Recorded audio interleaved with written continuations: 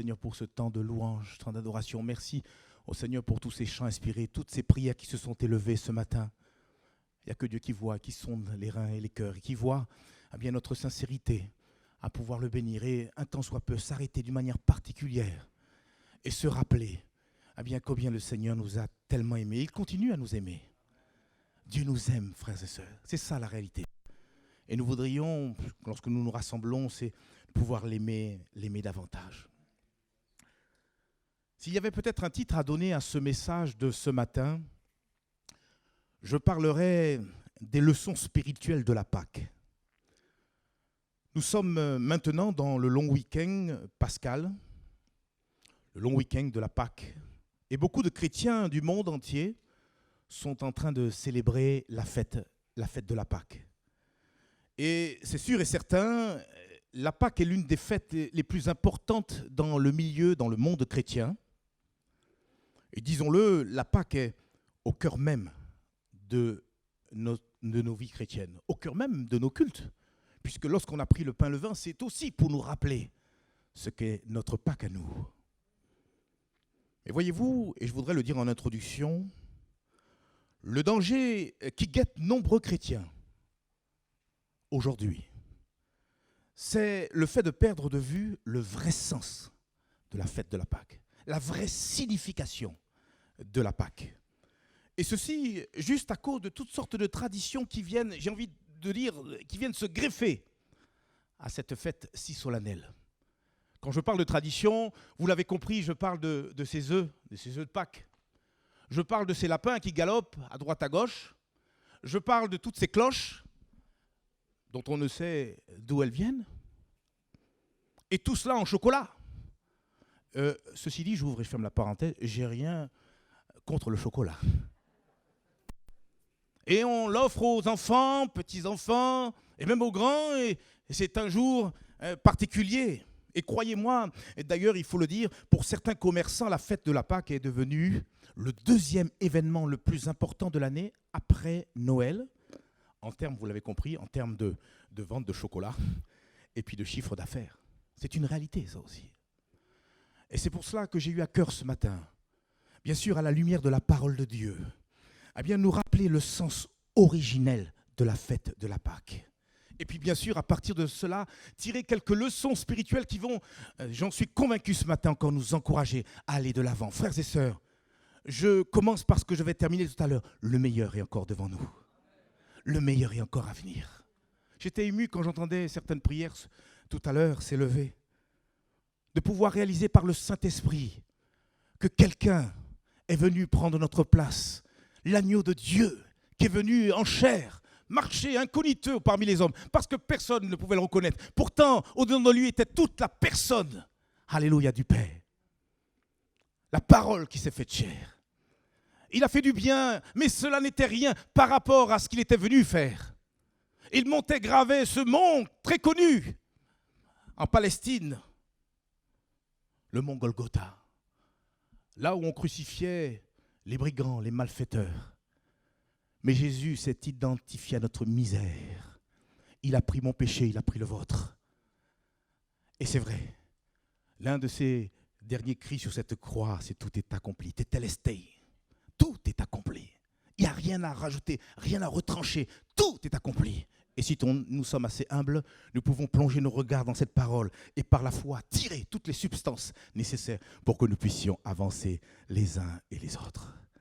Oui, ce matin, j'aimerais qu'on revienne au sens originel et puis redécouvrir la signification de la Pâque. Et bien sûr, tirer quelques leçons. J'ai pour vous 2 ou 3 leçons bien spirituelles que peut nous enseigner la fête de la Pâque. Et pour ce faire, je vous encourage bien sûr à revenir à ce texte clé, de l'Ancien Testament, dans le livre d'Exode au chapitre 12, et à partir du verset 1, et nous lirons jusqu'au verset 14. Exode chapitre 12, du verset 1 jusqu'au verset 14. Je vous laisse le temps de chercher. Si vous voulez connaître ou comprendre ce qu'est à l'origine la Pâque, il vous faut lire tout ce chapitre. Mais évidemment, nous ne lirons pas tout. C'est le temps qui nous manque ce matin. Il nous est dit ensemble, nous lisons Exode chapitre 12 et le verset 1. « L'Éternel dit à Moïse et à Aaron dans le pays d'Égypte, Ce mois-ci sera pour vous le premier des mois. Il sera pour vous le premier des mois de l'année. Parlez à toute l'assemblée d'Israël et dites, le 10e jour de ce mois, on prendra un agneau pour chaque famille, un agneau pour chaque maison. Et si la maison est trop peu nombreuse, pour un agneau, on le prendra avec son plus proche voisin selon le nombre des personnes. Vous compterez pour cet agneau d'après ce que chacun peut manger. Verset 5. Ce sera un agneau sans défaut, mâle, âgé d'1 an. Vous pourrez prendre un agneau ou un chevreau, vous le garderez jusqu'au 14e jour de ce mois, et toute l'assemblée d'Israël l'immolera entre les 2 soirs. On prendra de son sang et on en mettra sur les 2 poteaux et sur le linteau de la porte des maisons où on le mangera. Cette même nuit, on en mangera la chair rôtie au feu. On la mangera avec des pains sans levain et des herbes amères. Vous ne le mangerez point à demi cuit et bouilli dans l'eau, mais il sera rôti au feu avec la tête, les jambes et l'intérieur. Verset 10. Vous n'en laisserez rien jusqu'au matin, et s'il en reste quelque chose le matin, vous le brûlerez au feu. Et quand vous le mangerez, vous aurez vos reins sains, vos souliers aux pieds et vos bâtons à la main, et vous le mangerez à la hâte. C'est la Pâque de l'Éternel. Et cette nuit-là, je passerai dans le pays d'Égypte, et je frapperai tous les premiers-nés du pays d'Égypte, depuis les hommes jusqu'aux animaux, et j'exercerai des jugements contre tous les dieux de l'Égypte. Je suis l'Éternel. Le sang vous servira de signe sur les maisons où vous serez. Je verrai le sang et je passerai par-dessus vous, et il n'y aura point de plaie qui vous détruise quand je frapperai le pays d'Égypte. Et verset 14. Vous conserverez le souvenir de ce jour et vous le célébrerez par une fête en l'honneur de l'Éternel. Vous le célébrerez comme une loi perpétuelle pour vos descendants.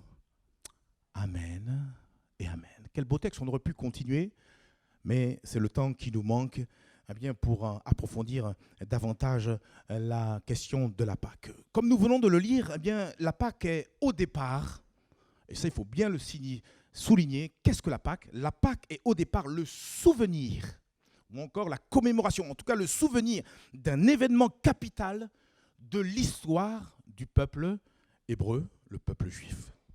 La Pâque, au départ, est donc une fête juive, qui date d'ailleurs de l'époque de Moïse, c'est-à-dire 1500 ans avant la venue de Jésus-Christ. Et le texte que nous venons de lire nous révèle que la fête de la Pâque a été instituée par qui ? Par Dieu lui-même. Et par cette institution de cette fête, Dieu a désiré que tout le peuple hébreu puisse se rappeler de quelle manière Dieu l'a puissamment délivré de l'esclavage en Égypte. Et Dieu, pour cela, s'est choisi un homme, un simple homme, Moïse, aidé d'un bâton. Cet homme, rempli de la puissance de Dieu, a manifesté les 10 jugements, les 10 plaies d'Égypte sur tout un peuple rebelle. En particulier, son roi, le roi égyptien appelé à l'époque Pharaon. Et c'est justement lors de l'accomplissement de la 10e plaie, juste un peu avant, que Dieu a institué la fête de la Pâque pour la première fois parmi les Juifs. Et tous les détails, comme je l'ai dit, vous pourrez les retrouver dans le chapitre 12 de ce livre d'Exode. Ainsi, après 400 années d'esclavage, 400 années de souffrance, 4 siècles de torture, le peuple hébreu, le peuple de Dieu, découvre une délivrance sans pareille. Face au plus grand monarque de l'histoire, le grand roi Pharaon, on le comparait même à un demi-dieu, mieux encore à un dieu. Mais ce roi Pharaon a dû fléchir non pas un genou, mais 2 genoux devant le roi des rois et le Seigneur des seigneurs. Je voudrais imaginer avec vous quelle a été la joie, parce que tout s'est fait dans la nuit. La Bible nous dit que l'agneau a été immolé entre les 2 soirs. Et parallèlement, là j'anticipe sur ce que je vais dire tout à l'heure, le Seigneur, quand il a, tel l'agneau de Dieu, quand il a été immolé entre ciel et terre sous cette croix, C'était aussi dans la pénombre, puisque la Bible nous dit que ce n'est pas une éclipse, mais durant 3 heures, il y a eu ces épaisses ténèbres. Dans la nuit même, au cœur même des ténèbres, le Seigneur a manifesté la lumière divine. Et tout un peuple est sorti en euphorie, une grande joie. Hommes, femmes, enfants, nourrissons, tous sont sortis. Certains, certainement, chantaient. D'autres étaient en train de sauter. Youpi, on est libre, on est libre.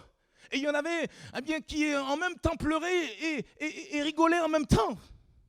Pourquoi? Parce qu'à ce moment-là, un rêve, un grand rêve tant attendu, venait de se manifester. Au cœur même de leur esclavage, Dieu venait de les délivrer au bon moment. Et j'ai envie de dire en temps et en heure. Vous savez, rien n'échappe au Seigneur. Il est au contrôle de toutes choses. Même ce qui se passe encore aujourd'hui dans ce monde, Dieu en est au contrôle. La Bible nous dit que lorsque le déluge a sévi sur terre, le Seigneur était sous son trône, dans un calme, alléluia, royal, parce que Dieu est souverain, frères et sœurs. Sur le temps qui nous manquerait, je pourrais vous montrer un texte dans le livre de la Genèse, le premier livre de la Bible, où Dieu annonce déjà au patriarche Abraham que sa descendance, c'est-à-dire le peuple hébreu, serait captif 4 siècles durant dans le pays d'Égypte. Mais il fait aussi la promesse à Abraham que, ne t'inquiète pas, après les 4 siècles, je le ferai sortir. Et c'est ce qu'on appelle l'exode. Exode, la signification du mot exode, c'est la sortie. Ils sont sortis du pays d'Égypte pour rejoindre le pays où coule le lait et le miel, c'est-à-dire le pays de Canaan. C'est pas beau tout ça, frères et sœurs?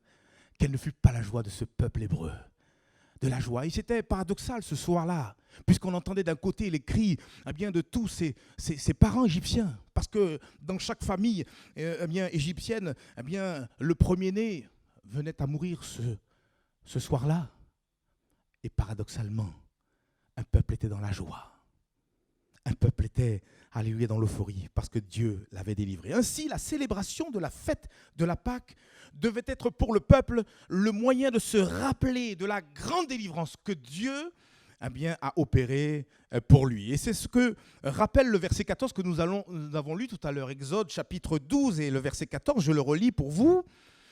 Dieu qui dit, par la bouche de Moïse, vous conserverez le souvenir de ce jour et vous le célébrerez par une fête en l'honneur de l'Éternel. Vous le célébrerez comme une loi perpétuelle pour vos descendants. Et c'est ce qui se passe encore aujourd'hui, jusqu'à ce jour.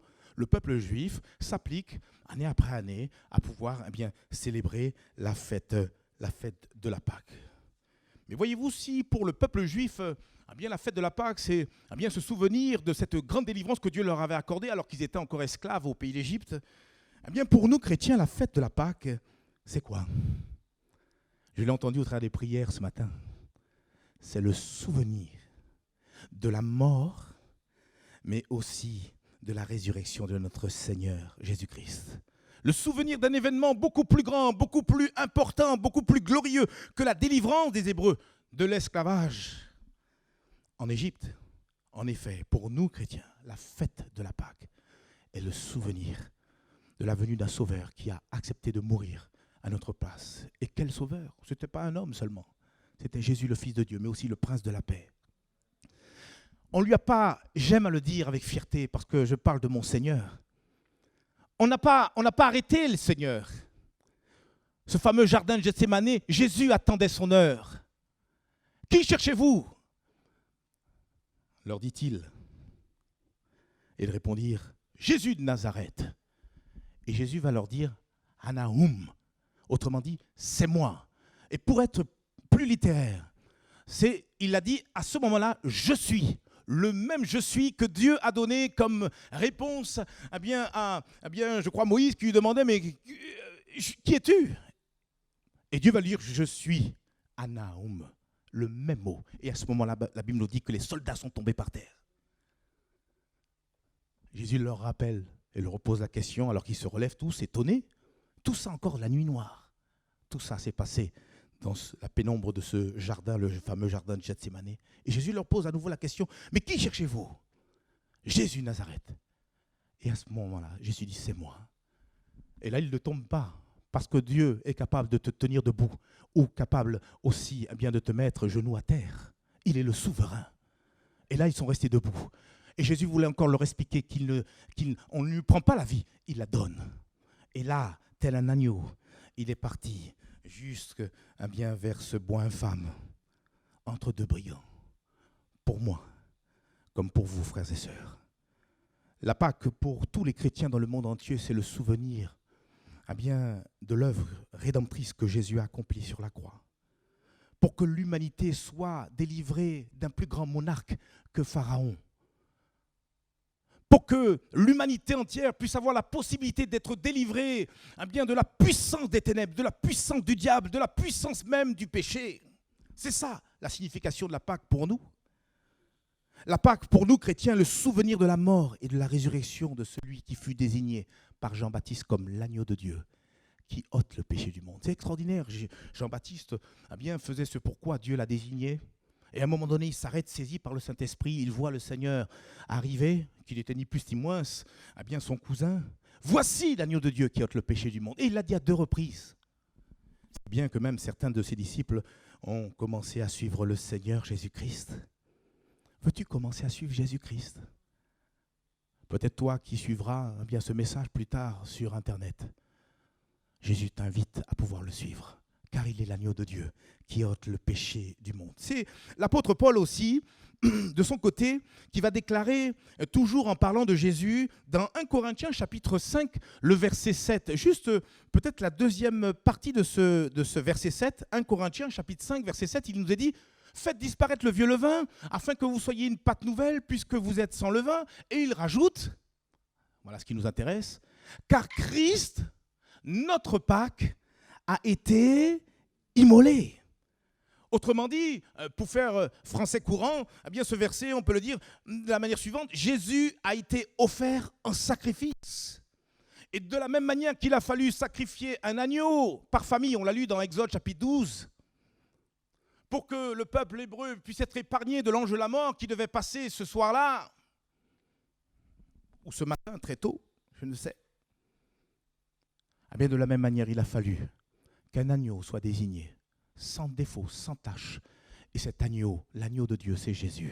C'est le seul homme qui a marché sur la terre et qui était exempt de péché. Pour ça, on ne peut pas mélanger Jésus avec les saints. On ne peut pas mélanger Jésus avec quelqu'un d'autre. Jésus est Dieu. Jésus est la parole de Dieu. Jésus est l'homme parfait. Il est le deuxième Adam qui, lui, a réussi, lui seul, à accomplir toute la volonté de Dieu. Jésus, tel un agneau, sans défaut et sans tache, a été offert en sacrifice sur la croix pour nous délivrer de l'esclavage du péché. C'est ça la signification de la fête de la Pâque dans le milieu chrétien. Le sang de Jésus appliqué sur notre cœur a le pouvoir de nous délivrer. Frères et sœurs, si vous avez été au bénéfice du sang de Jésus, vous êtes heureux ce matin. Et je le dis, encore aujourd'hui, nous avons besoin de ce sang pour nous purifier. Tout à l'heure, à ma chaise, je dis: Seigneur, pardonne-moi de mes péchés. Frères et sœurs, on ne se repent pas une seule fois. Mais plus on s'approche du Seigneur, plus on s'approche de sa lumière, de sa sainteté, plus on a ce désir d'implorer la grâce de Dieu. Nous sommes dépendants du sang précieux de Jésus. Et si nous restons dans la communion avec le Seigneur, nous sommes en retour, dit l'épître de Jean au chapitre 1, au bénéfice du sang précieux de Jésus. C'est constamment que le sang de Jésus doit être appliqué sur les linteaux et sur les poteaux de notre cœur. As-tu la marque du sang de Jésus sur ta vie? La Bible dit dans Apocalypse chapitre 1, verset 5, ne le cherchez pas, même 5 et 6, il nous est dit: et de la part de Jésus-Christ, le témoin fidèle, le premier-né des morts et le prince des rois de la terre. Et il est rajouté: à celui qui nous aime et qui nous a délivrés de nos péchés, par quoi? Par notre piété? Par notre gentillesse? Par tout ce qu'on pourrait faire comme bonne action? Non, par son propre sang. Jésus est venu en tant que sacrificateur, mais il est aussi venu en tant que victime. Il est en même temps le sacrificateur et la victime, et son sang a été efficace pour nous purifier, nous délivrer du péché. Mieux encore, il a fait de nous un royaume, dit le verset 6, des sacrificateurs pour Dieu son Père. À lui soit la gloire et la puissance au siècle des siècles. Amen. Et c'est en cela que pour nous, chrétiens, Jésus devient notre Pâque. Aujourd'hui, notre Pâque, ce n'est pas les œufs, ce n'est pas les cloches, c'est encore moins le pain, c'est Jésus, notre Pâque. C'est lui, l'agneau qui a été immolé. C'est lui notre sauveur, mais c'est aussi notre rédempteur, c'est notre maître. Jésus devient notre Pâque. Et si Jésus a pardonné vos péchés, il est aussi devenu votre sauveur et votre maître. Et alors aussi également, Jésus devient votre Pâque. Et Jésus est tout simplement l'agneau pascal. Si bien que, au final, l'une des leçons que désire nous communiquer la Pâque, pour nous chrétiens du XXIe siècle, c'est premièrement de nous inviter les uns les autres à se souvenir de ce que Jésus-Christ a fait. Et se souvenir de ce qu'il a fait avec, excusez-moi, mais avec beaucoup, beaucoup, beaucoup de reconnaissance. Souvent même, on a l'habitude de venir au culte. Voilà, il y a aussi des bonnes habitudes, ne me faites pas dire ce que je n'ai pas dit. Mais d'une manière spéciale, lorsque nous nous rassemblons, venons avec un cœur débordant de reconnaissance. On a, c'est vrai, toujours ce réflexe de pouvoir demander, et ce n'est pas mauvais, puisque Jésus lui-même nous a invités à pouvoir demander. Mais plus que jamais, nous avons besoin de nous arrêter et nous appliquer à pouvoir bénir le Seigneur pour ce qu'il a fait, avoir le souvenir de Christ. Et c'est pour ça qu'au travers de la Sainte Seine, le Seigneur voudrait par ce vin, parce qu'il n'y a rien dans le pain, vous l'avez compris. Il n'y a rien dans le vin. C'est pour ça qu'il y en a, ils se battent pour savoir s'il faut mettre du vin, du jus de raisin. Frères et sœurs, ne soyons pas terre à terre. La Bible dit, Jésus lui-même a dit que tout est esprit et vie. Les paroles que je dis sont esprit et vie. Et il faut les comprendre sur le plan spirituel. C'est un état de cœur. Comprendre que, au travers de ces emblèmes, Dieu veut nous rappeler qu'il a été, alléluia, la victime expiatoire, propitiatoire, pour que nous soyons justifiés aux yeux de Dieu, pour que nous soyons pardonnés de nos péchés. Donc la première leçon pour nous ce matin, de nous souvenir. Frères et sœurs, nous n'oublions jamais l'amour qui a été celui du Seigneur. Souvent on est là dans l'épreuve et on ose penser que le Seigneur nous a abandonnés. D'où est-ce que tu as vu que le Seigneur t'a abandonné? Que tes amis t'abandonnent. On voit un Job qui, à un moment donné, il se retrouve seul, puisque sa propre femme lui dit, mais tu en es encore là? Maudit Dieu et meurs. Quand tous t'abandonneraient, Dieu ne t'abandonnera jamais. C'est ça. Et que tu te souviennes qu'il a déjà manifesté, montré son amour. À son paroxysme, il a amené en donnant sa vie, sa propre vie sur la croix. Je crois d'ailleurs que le souvenir de l'œuvre que Jésus a accomplie pour nous à la croix nous accompagneront d'éternité en éternité. Et même nous incitera à l'adorer d'éternité en éternité. Je ne sais pas si vous avez fait la remarque, si vous avez noté la chose suivante. La seule chose, plus exact, le seul souvenir que Jésus-Christ a ramené de tout son séjour ici-bas sous cette terre, il est resté environ 33 ans.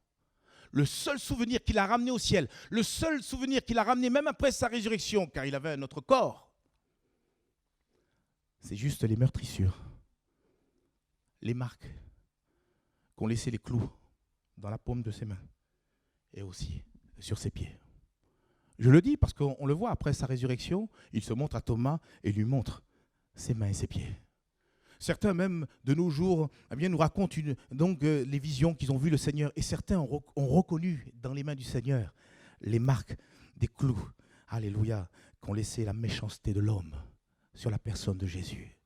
Je vous le dis parce que c'est écrit aussi dans le livre de Zacharie.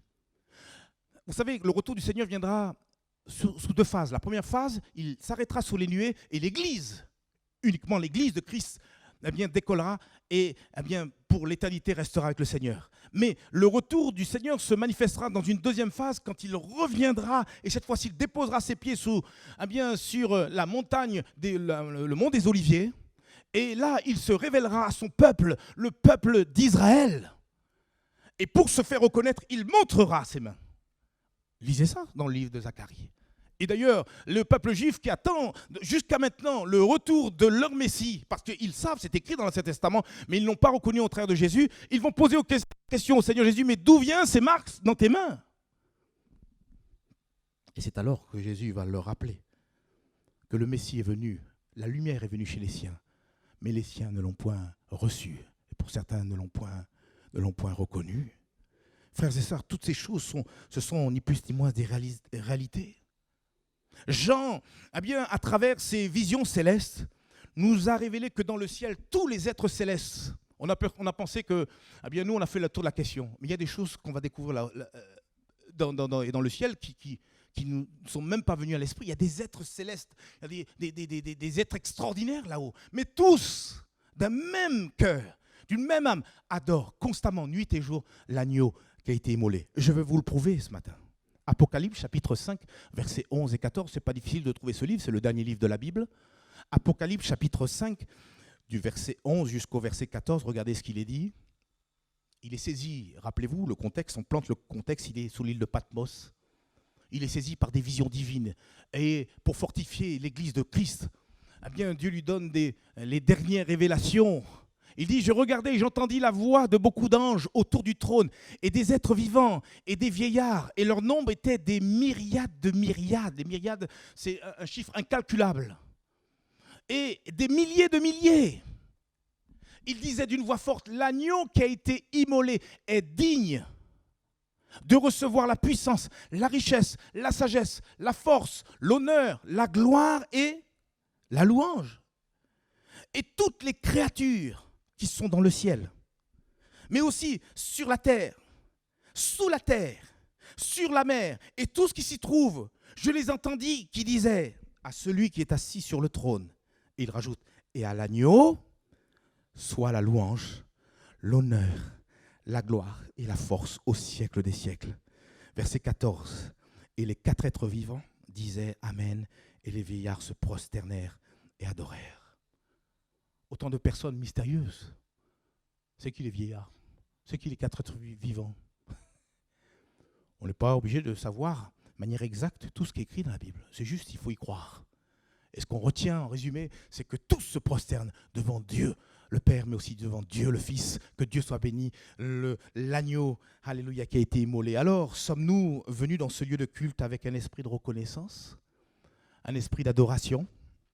Chaque jour qui passe est l'occasion pour nous de remercier le Seigneur. Quand on se lève ce matin, on commence par faire quoi? Si ce n'est Seigneur, je te remercie pour la vie. Mieux encore, je te remercie parce que je suis une de tes créatures, je suis enfant de Dieu. Et c'est vrai, on a eu raison de le chanter, mais Seigneur, ta personne seule me suffit, ta grâce me suffit. Et Christ nous suffit, en lui nous avons tout pleinement, que Dieu soit béni.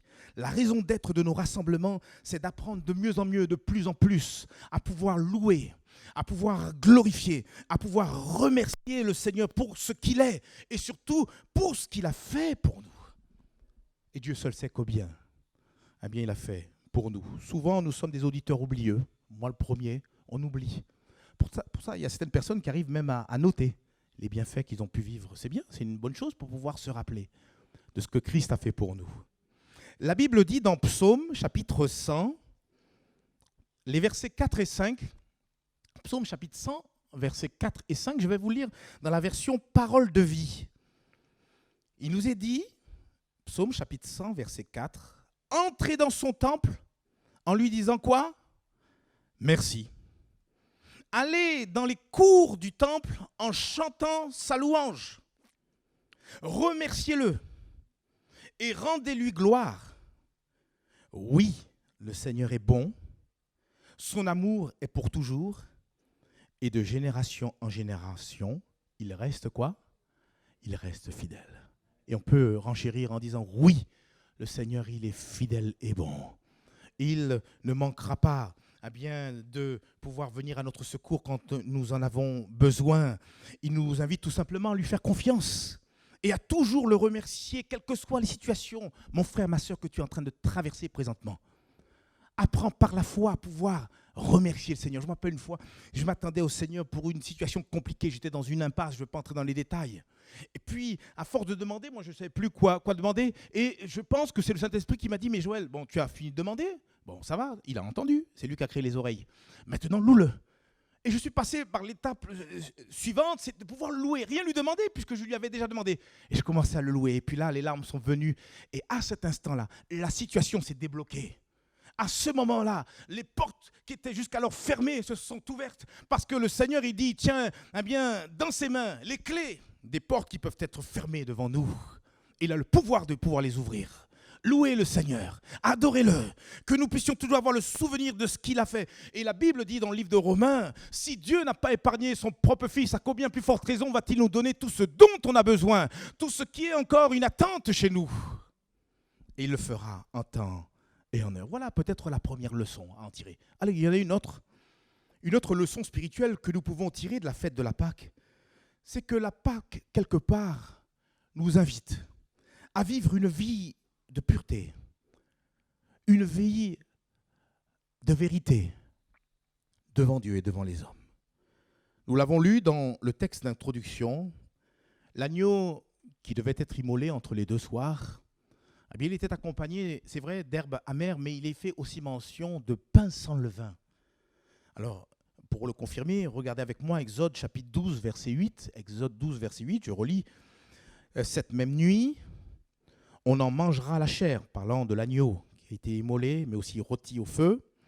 On la mangera avec des pains sans levain et des herbes amères. Et permettez-moi juste quelques instants de m'arrêter sur ce pain sans levain. Parce que rien n'est écrit au hasard dans la parole de Dieu.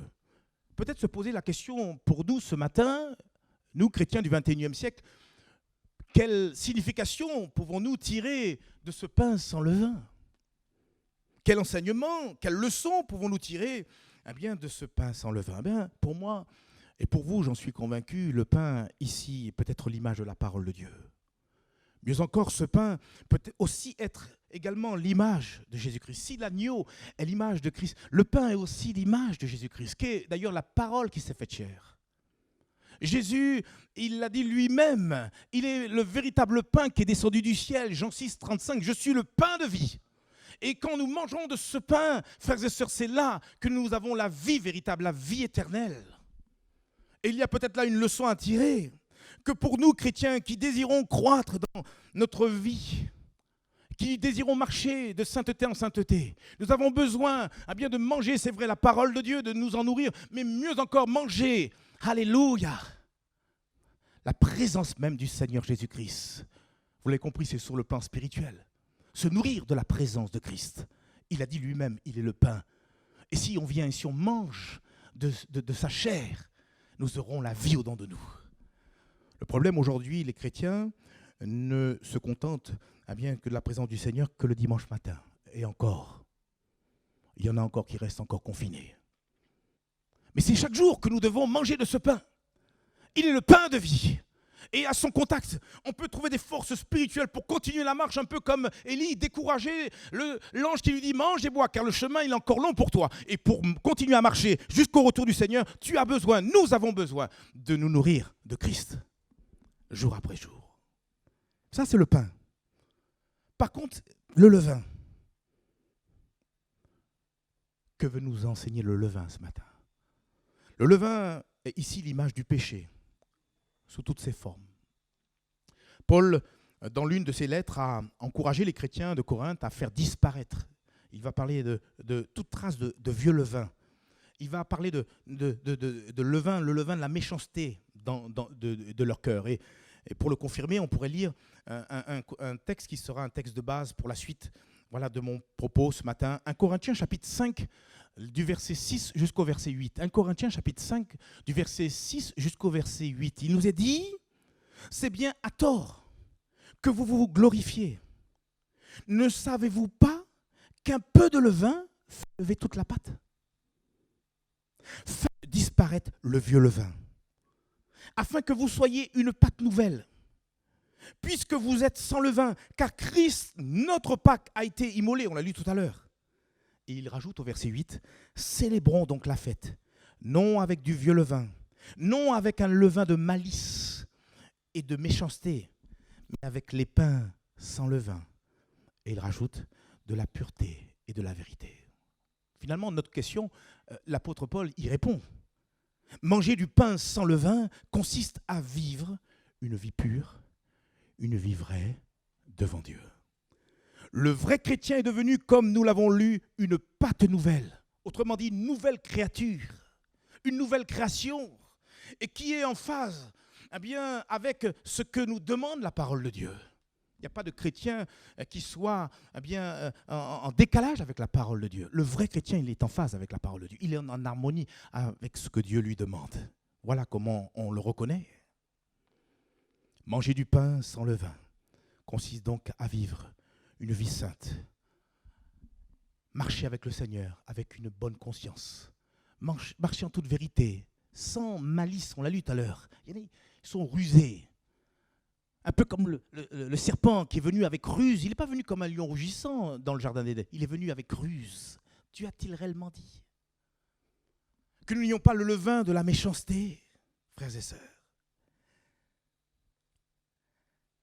La Bible dit dans l'épître aux Corinthiens, la deuxième épître aux Corinthiens, chapitre 1, le verset 12, c'est encore l'apôtre Paul qui parle, il dit « Car ce qui fait notre gloire, c'est ce témoignage de notre conscience, que nous nous sommes conduits dans le monde, et surtout à votre égard avec sainteté et pureté devant Dieu. Non point avec une sagesse charnelle, mais avec la grâce de Dieu. » C'est tellement important d'avoir cette conscience pure, toujours devant le Seigneur. De pouvoir regarder les frères et les sœurs droit dans les yeux. Je ne peux pas venir ce matin louer le Seigneur et à côté de ça, être en conflit avec celui qui est juste à ma droite ou à ma gauche. Ah, lui, je ne peux pas le sentir.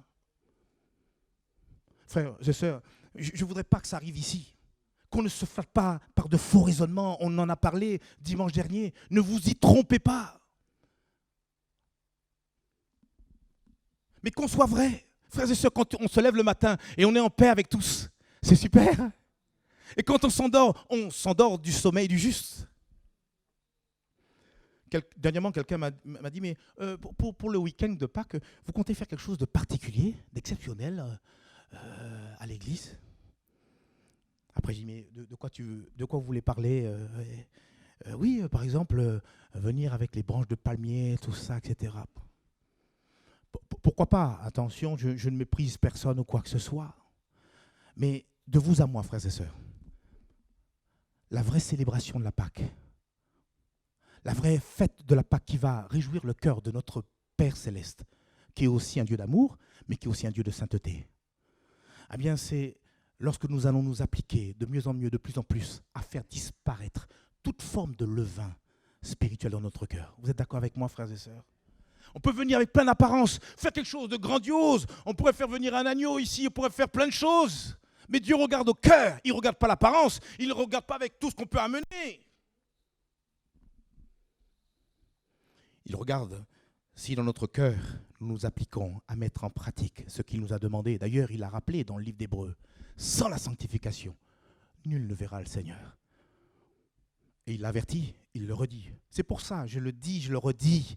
Quand on sera devant le Seigneur, on n'aura aucun argument parce que tout nous avait été dit d'avance. Après, on a fait des paroles de Dieu ce que nous avons voulu.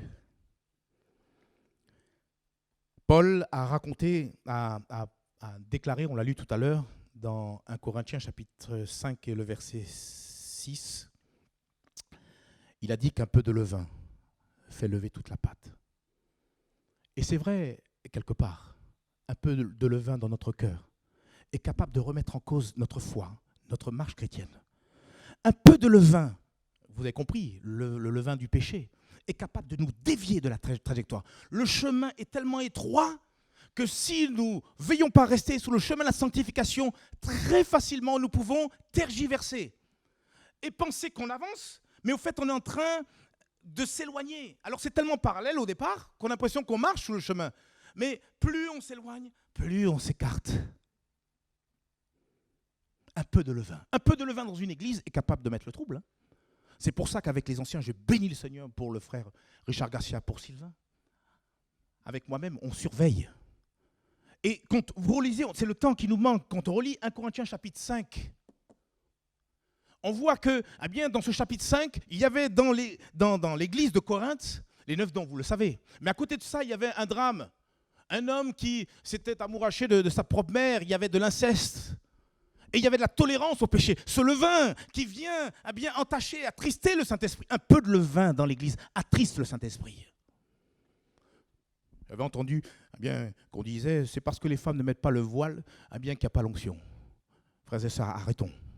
Arrêtons avec ça. Ce qui attriste le Saint-Esprit, ce qui bloque, ce qui empêche l'action du Saint-Esprit, c'est le péché, sous toutes ses formes. Je ne dis pas que l'Église d'Istres est parfaite, mais nous voudrions encore que le Saint-Esprit puisse continuer à nous donner à travailler nos cœurs pour que nous soyons épurés jour après jour. Alléluia. Et que nous soyons exempts de toute forme de levain. Amen ou pas amen, frères et sœurs? Et quelque part, c'est pour cela, la fête de la Pâque nous invite, c'est la deuxième leçon que je voudrais partager avec vous, nous invite à cette vie de sainteté. Mon frère, ma sœur, nous avons besoin de marcher de pureté en pureté. Le Seigneur vient sur les nuées et il viendra prendre une église qui est sans rides, sans tache. Elle nous invite, cette fête de la Pâque, à nous purifier du levain, du péché, car nous sommes le temple du Saint-Esprit. Et parce que nous sommes le temple du Saint-Esprit, le levain du péché ne doit plus avoir de place en nous. Alors continuons à faire disparaître toute forme de levain, frères et sœurs. Tout ce que Dieu peut nous montrer. Appliquons-nous à bien l'entendre, le recevoir avec douceur, et puis vite le mettre en pratique. C'est en cela que nous allons réellement être participants de cette fête de la Pâque. Et je voudrais terminer, je ne veux pas être long ce matin. On a vu ensemble première leçon que nous pourrons tirer de la fête de la Pâque, avoir ce souvenir toujours de ce que Christ a fait pour nous. On est souvent ingrats. C'est étonnant que cette histoire se retrouve dans l'évangile de Jean où le Seigneur a guéri 10 lépreux, sauf qu'il n'y en a qu'un seul qui est revenu. 1 sur 10. Frères et sœurs, que nous soyons le 1/10, qui reviennent vers le Seigneur avec toujours un cœur reconnaissant. Quand le Seigneur nous dit même de demander, il le dit, mais faites-le avec beaucoup d'actions de grâce. Avec beaucoup de reconnaissance, avec beaucoup de remerciements. Ces choses, ça se fait dans le ciel. Et on a besoin d'apprendre à le faire ici-bas. Deuxième leçon que le Saint-Esprit nous a donnée ce matin, c'est que la Pâque, la fête de la Pâque nous invite aussi à vivre une vie de sainteté. Ces pains sans levain maintenant nous parlent. Seigneur, dépouille-moi de toute forme de levain. Et je voudrais terminer avec une troisième et dernière leçon pour nous, ce matin, toujours que nous pouvons tirer de la fête de la Pâque. La Pâque nous invite à célébrer une fête perpétuelle. Allez, c'est parce que je n'ai pas parlé fort. Joël parle plus fort. La Pâque nous invite à célébrer une fête perpétuelle. Exode chapitre 12, verset 14, c'est le dernier verset que nous avons lu dans le passage d'introduction. Vous conserverez le souvenir de ce jour et vous le célébrerez par une fête en l'honneur de l'Éternel. Vous le célébrerez comme une loi perpétuelle pour vos descendants. Et Paul, comme pour raisonner et pour confirmer ce que nous venons de lire, dans le Nouveau Testament, on va dire dans le livre de Corinthiens, 1 Corinthiens chapitre 5 verset 8, célébrons donc la fête. On l'a lu tout à l'heure, mais je m'arrête juste sur ce point. Célébrons donc la fête. Et comprenez-le, Paul n'était pas en train de sous-entendre célébrer la fête donc de la Pâque juive. Non, c'était beaucoup plus profond, beaucoup plus spirituel que cela. Paul veut juste rappeler que notre vie chrétienne est en quelque sorte une fête perpétuelle. Une fête perpétuelle, continuelle, qui a commencé le jour où on a donné notre cœur au Seigneur. On est entré dans la fête. Et cette fête, jusqu'à maintenant, n'a de cesse de grossir, de grossir, de grossir. Parce que je l'ai dit en introduction, je le dis maintenant, parce que le meilleur est devant nous. On ne s'en rend pas compte. La Bible nous dit que quand quelqu'un se repent, il y a de la joie dans le ciel. Donc la fête commence là-haut, mais elle commence aussi dans notre cœur. Rappelez-vous ce jour où on a donné notre cœur au Seigneur. Tout a changé. Je m'appelle le jour où, sortant des eaux du baptême, ça s'est passé en Martinique, dans l'eau froide, la mer des Caraïbes. Ah, elle était froide pour ça. Mais quand je suis sorti, comme si le regard de Dieu me disait, de manière officielle, tu es mon fils. Frères et sœurs, je regardais même à terre pour voir si je ne pouvais pas écraser une fourmi. Le monde, je voulais embrasser tout le monde. Il y avait quelque chose qui s'était passé. La fête avait commencé. Frères et sœurs, la fête elle doit être continuelle. Parce que, alléluia, depuis qu'on a connu le Seigneur, frères et sœurs, nous sommes les hommes et les femmes les plus heureux de ce monde. Un chrétien triste, c'est grave. Alors ne me faites pas dire ce que je n'ai pas dit. Parce qu'on peut connaître des épreuves, moi le premier, et faire couler quelques larmes. Mais la joie divine que Dieu a placée dans notre cœur, elle perdure. Cette fête, elle est constante dans notre cœur. C'est pour ça que l'apôtre Paul s'est permis de dire « Soyez toujours joyeux. Soyez toujours joyeux. » La joie d'appartenir au Seigneur. Frères et sœurs, vaccin ou pas vaccin. Parce que la question aujourd'hui, c'est « Je me fais vacciner ou pas ?» etc. Vaccin ou pas vaccin, frères et sœurs, je vais vers mon Dieu. Je vais vers mon roi. Alléluia. Et pourquoi Dieu m'a consolé concernant mon père dernièrement? Parce que je sais là où il est. Frères et sœurs, nous avons toutes les raisons du monde pour bien se réjouir d'une fête perpétuelle qui est là, plus profonde dans notre cœur. Nous sommes dans une fête perpétuelle. La vie chrétienne est une fête perpétuelle, continuelle, parce qu'on a compris que certes, Jésus, l'agneau de Dieu, a été immolé, a été crucifié, mais le troisième jour, il est ressuscité. Seulement, le troisième jour, frères et sœurs, Jésus-Christ est ressuscité. On l'a cherché. Cette femme, Marie de Madeleine, ou Magdala, peu importe, pensant venir embaumer le corps du Seigneur, il voit une pierre qui est roulée, l'ange a roulé la pierre, mais le Saint-Esprit a ressuscité d'entre les morts, Jésus-Christ, qui est vivant au siècle des siècles, qui pouvait le retenir? On l'a entendu au travers du don spirituel tout à l'heure, qui pouvait retenir le Seigneur? Frères et sœurs, est-ce que c'est les quelques soldats qui, lorsqu'ils ont entendu le tremblement, ils sont tombés tous par terre, comme tombant dans un coma? Qui peut arrêter le Seigneur? Et après sa résurrection, la Bible nous dit, alléluia, que Jésus-Christ s'est révélé à ses disciples, à un moment donné à plus de 500 frères à la fois, et ceci durant 40 jours. Donc après sa mort et sa résurrection, durant 40 jours, Jésus s'est révélé à plusieurs. Mais vous croyez qu'à ce moment-là, les disciples étaient au bout, non pas de leur peine, mais au bout de leur surprise? 40 jours, Jésus s'est révélé. Le 40e jour, après sa mort et sa résurrection, Jésus remonte au ciel. C'est ce qu'on appelle l'ascension. Et durant 10 jours, dans la chambre haute, ces hommes, ces femmes qui cherchent la grâce, qui cherchent à avoir l'exaucement de la promesse de Dieu, c'est-à-dire le baptême du Saint-Esprit, Jésus du haut du ciel, dépêche le Saint-Esprit. Et il a une effusion de Saint-Esprit. Frère, c'est une fête perpétuelle.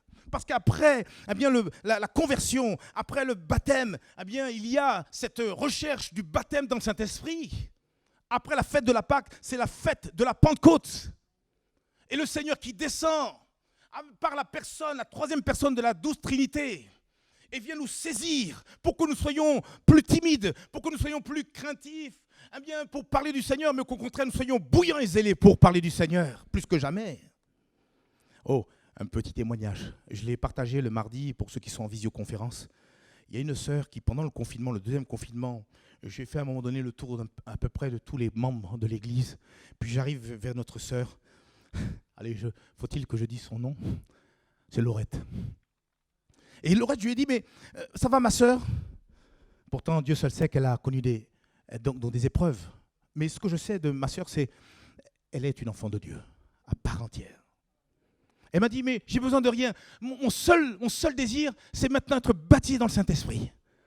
Oh, ça m'a touché, parce qu'elle aurait pu demander, moi j'ai besoin de ceci, j'ai besoin d'argent, j'ai besoin de... Non, je veux être baptisé du Saint-Esprit. Voilà, c'est son plus grand désir.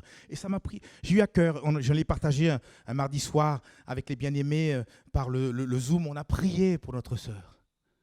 Et dernièrement, je l'ai appelée, et elle me dit, ah Joël, je voulais te le dire de vive voix. Ça y est, j'ai été baptisé du Saint-Esprit. Toute seule dans sa maison, elle cherchait le Seigneur. Seigneur, c'est une promesse, c'est une bénédiction. Seigneur, je suis aussi entré dans cette fête. Seigneur, je m'attends à toi. Et puis à un moment donné, elle aussi, elle s'est mise à louer parce qu'elle avait fini de demander. Tu demandes une foi, ce n'est pas la longueur. Ne multipliez pas des paroles, pensant comme les païens qu'à force de paroles, vous serez exaucés. C'est une question de foi. Elle a commencé à louer le Seigneur. Et puis elle m'a dit, c'est sorti. Elle voulait revenir après au français, elle avait du mal. C'est parti. Et maintenant, elle est baptisée dans le Saint-Esprit. Et Dieu veut faire ça pour quelqu'un ou quelqu'une qui s'attend au Seigneur. Frères et sœurs, le meilleur est devant nous. Nous sommes entrés dans une fête qui ne peut être estompée, qui ne peut être arrêtée. Elle va en grossissant parce que ce qui nous projette encore dans l'avenir, c'est que Christ reviendra sur les nuées. Et là, il prendra ceux et celles qui l'ont pris au sérieux. Il prendra son Église et nous, éternellement, nous serons avec lui.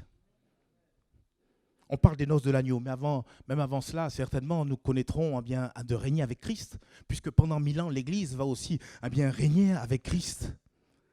Il y a des choses encore merveilleuses. des choses. La Bible dit que le chemin du juste est un chemin qui va en grossissant, grandissant de lumière. Frères et sœurs, le meilleur est devant nous. Nous avons toutes les raisons du monde pour continuellement célébrer la fête de la Pâque, car le meilleur reste encore à venir.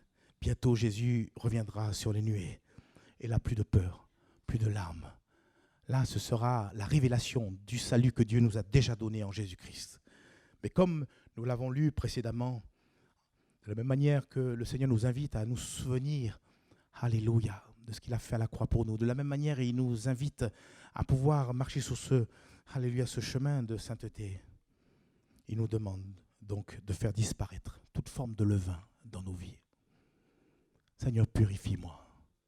On a eu raison de le chanter tout à l'heure. Souffle, souffle, Seigneur. Et quand ton peuple s'humilie, alors les choses changent.